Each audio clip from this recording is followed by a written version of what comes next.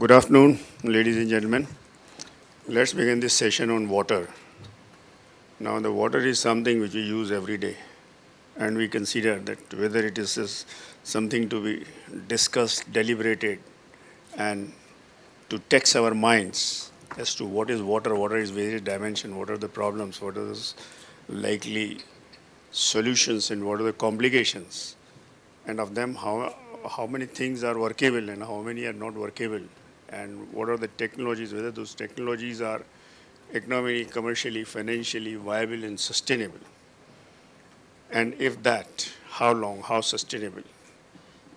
And then the source of water, whether the source is sustainable, whether it is uncertain, predictable, unpredictable, if predictable, with what certainty, if unpredictable, with what degree of uncertainty. Within that uncertainty, there is a variable degree of uncertainty. That is what is happening with the monsoons these days. You have totally variable uncertainty within uncertainty. That is, you do not know when the monsoon will come, in what magnitude, with what frequency, and what intensity. And within that intensity, how much is going to be the duration, and within that duration, how much is going to be the precipitation. What happens is, statistically, it is said that we had 50% of the rainfall so far. That 50% concentrated over 15 days does more damage than the good it does. And the result is you have the floods, you have the storms, you have the all sorts of things. 9 out of 10 human disasters, as I said in the morning, are water related. And we are experiencing, even the entire West is experiencing both the excess of water and the shortage of water.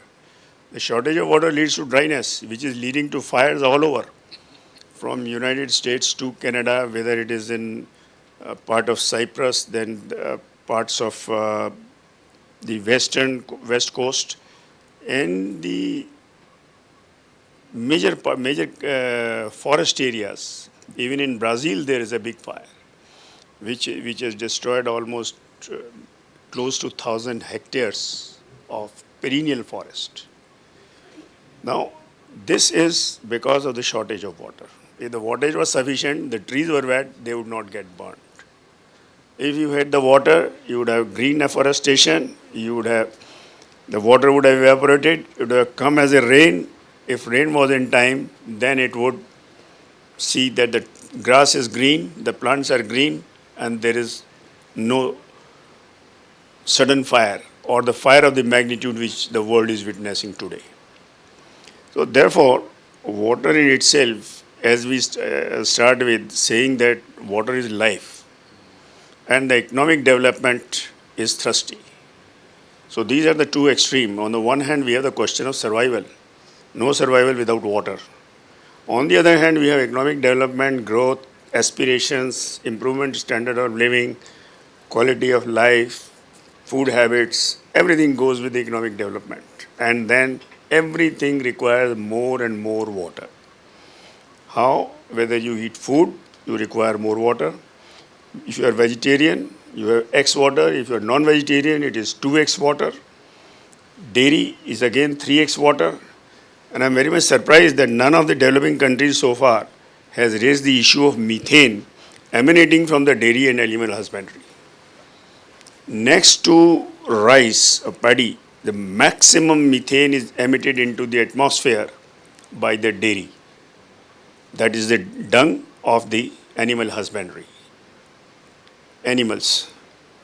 But because these are the major exports of the European and developing countries.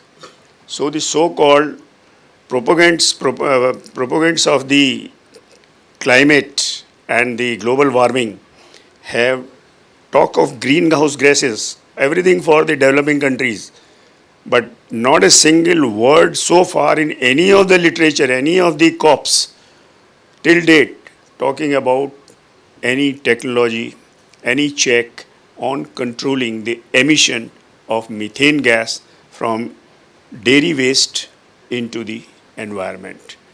Rice, which is the staple food of half the population of the world, more than half, is again the second biggest source of emitting methane into the atmosphere, which again is more dangerous than CO2. But still no questions about that. And it is a global warming which is disturbing the rainfall. With the rainfall, it is disturbing the food production.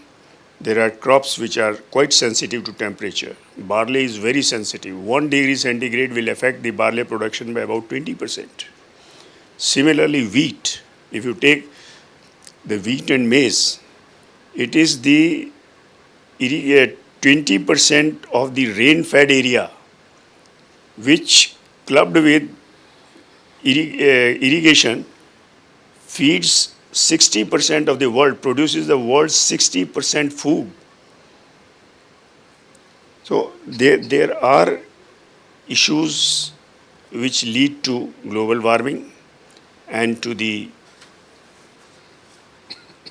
unpredictability of weather, rainfall, food production, and their effect on sea level, sea temperature, effect on coastal livelihood, coastal,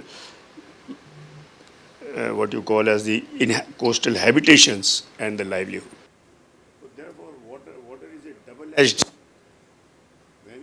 You can't survive without it, and you cannot survive with too much of it.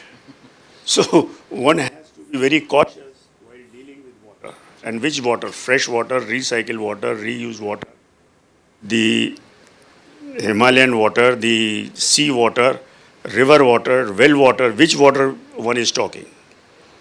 So with this, I request my panelists to kindly give their views on the aspect they want to and let us understand water better than what perhaps we have in our common perception. Thank you, and I'll request my next door neighbor to begin and give his views. Right.